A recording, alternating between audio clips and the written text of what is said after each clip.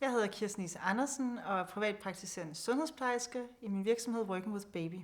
Jeg har 15 års erfaring inden for børn som autoriseret sygeplejerske og sundhedsplejerske, og så er jeg mor til 4.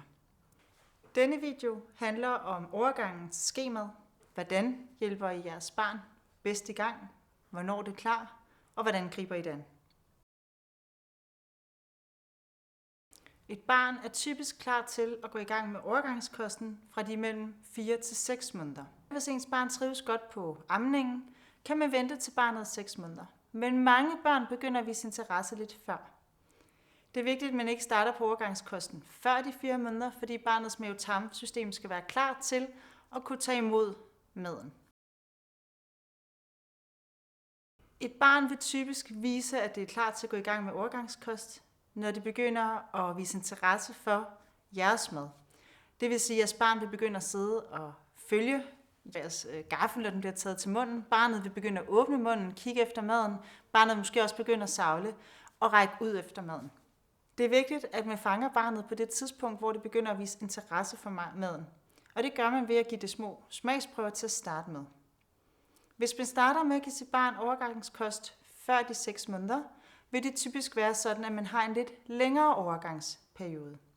Hvorimod, hvis man starter ved 6 måneder, går man lidt mere lige på. Overgangsperioden den strækker sig frem til barnet er omkring 9 måneder. Fra omkring 9 måneder vil man begynde at gå over til mere og mere, at barnets kost begynder at ligne familiens mad. Det vil sige, at der vil komme mere konsistens på maden, og det vil blive tilbudt det samme som resten af familien. Den første grød, I begynder at tilbyde jeres børn, er rigtig tynd. Den er lige så tynd som en velling. Den er nærmest flydende. Jeres barn er klar til at spise det her, når I tilbyder det, og I kan se, at jeres barn krænger tungen omkring og fører den her tynde grød tilbage og synker det. Hvis barnet ikke foretager sig noget, når I begynder at tilbyde mad, og maden bare løber ned langs munden, og barnet ikke spiser noget af det, så vil det sige, at I er gået i gang en postgang for tidligt. Så må I vente og prøve igen en uge eller 2 efter, og introducere grøden igen. Efterhånden som barnet begynder at kunne spise den tynde grød, begynder man at gøre den tykkere og tykkere, og gøre den mere fyldt med konsistens. Når man begynder at gå i gang med at give grøntsagsmos, så begynder man at mose det mindre og mindre, frem mod at man til sidst kan give små stykker, når barnet er omkring 8 måneder, og barnet kan tygge det med gummerne. Når I starter med at give overgangskost, er det ikke sikkert, at jeres barn endnu kan sidde selv i en højstol. Og derfor vil jeg anbefale jer, at I selv i starten sidder med barnet hos jer, sådan at barnet ikke bruger sin energi på at sidde og holde ryggen. Det er vigtigt at tage det i barnets tempo. I starten vil det højst sandsynligt blot være smagsprøver. Det er en hel eksplosion sansemæssigt for barnet at få noget med konsistens ind i munden, når det kun har fået mælk indtil nu. Og derfor er det vigtigt at være tålmodig, give barnet god tid til at sidde og vende sig til konsistensen, og den samme konsistens i en periode, den samme smag, før man introducerer noget nyt. Så kig på dit barn, hvad det siger til det, og accepter, hvis barnet i starten kun vil spise enkelte skefulde. Når I begynder at introducere skemad, er det vigtigt, at det er bløde materialer, barnet bliver præsenteret for. Så derfor er det en god idé, at den ske, I vælger, passer til et lille barn. At den ikke er for hård, at den er blød, så barnet også kan gumle lidt på den, så det barnet får en god oplevelse. Det kan også være en god idé fra starten af, at barnet har en ske, der er design, som barnet kan sidde og øve sig med, og så kan man selv have en ske, hvor man hjælper barnet, fordi barnet højst sandsynligt vil ramme rigtig meget forkert i starten, så man kan hjælpe barnet med også at få noget ind i munden. Men det styrker barnets håndkoordination, og når barnet bliver lidt større, og I begynder at kunne give barnet små stykker grøntsager, som er skåret ud, er det vigtigt også, at barnet får lov til selv at sidde og føre det op til munden, så det øver sig i at spise selv. Der er ikke nogen grund til at tilbyde barnet en tudekop, hvor det skal sutte, som det var på et bryst. Barnet er stor nok til, at det kan øve sig på stille og roligt med en lille kop og lære at drikke af den. I kan sagtens klare med en helt almindelig lille kop, men vær opmærksom på, at den har bløde kanter, så barnet ikke skærer sig på gummerne, lige så vel som at skeen skal være et blødt materiale. Der er stor forskel på, hvordan overgangsperioden er for børn. Nogle børn er meget interesserede i den nye mad. Nogle børn vil gerne smage nye ting med det samme og kaster sig over det. Andre børn er mere tilbageholdende, og der tager det lidt længere tid, før at de accepterer overgangskosten. Præsenter dit barn for det samme mange gange. At de ikke en enkelt gang vil spise, det betyder ikke, at barnet ikke kan lide det.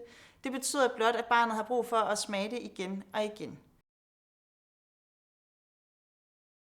Mange forældre spørger, hvor meget rent målbart skal mit barn have, for at det får nok. Det er sådan, at alle børn er forskellige, og det er der ikke et konkret svar på. Det vigtigste er at følge dit barn, fuldstændig ligesom I har gjort med amningen og med flasken. Dit barn vil vise, at det er mæt, ved at det vil tage hovedet væk, ikke vil have mere, og så skal I endelig ikke presse barnet. For at barnet opnår en god appetitregulering, er det vigtigt, at barnet selv får lov at sige til og fra. I kan opleve, at jeres barn ikke er interesseret i den mad, der bliver tilbudt. Det kan være, at barnet er for træt. Det kan være, at barnet er for mæt i forvejen. Derfor er det rigtig vigtigt at være opmærksom på, når man giver overgangskost, at I tilbyder barnet mad, når det er, at barnet er frisk og veludhvilet.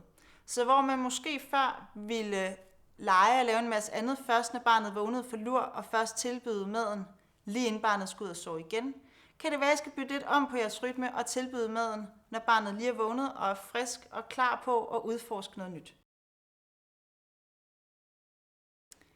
Det er vigtigt, når I går i gang med overgangskosten, at jeres barn fortsat bliver tilbudt modermælkserstatning og modermælk.